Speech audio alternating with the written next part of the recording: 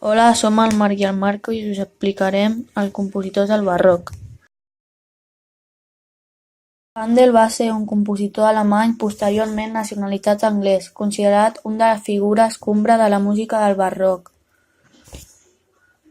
Purcell va ser un compositor britànic del barroc, considerat un dels millors compositors anglesos de tots els temps. Va incorporar a la seva música elements estilístics. Rameau va ser un compositor clavicembalista i teòric musical francès del barroc. Va substituir a Lully com a compositor de l'òpera francesa. Charpentier va ser un compositor francès del barroc considerat l'introductor de l'oratori llatí a França. Lully va ser un compositor instrumentista i ballarí francès d'origen italià i creador de l'òpera francesa. Antonio Lucio Vivaldi va ser un compositor, violinista, empresari, professor i sacerdot catòlic venecià del barroc.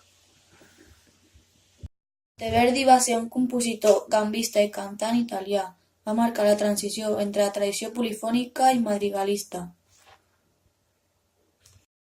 Pachelbel va ser un destacat compositor clavicembalista i organista alemany del període barroc. És l'autor del cànon en re major. Johann Sebastian Bach va ser el membre més important d'una de les famílies de músics més destacades de la història.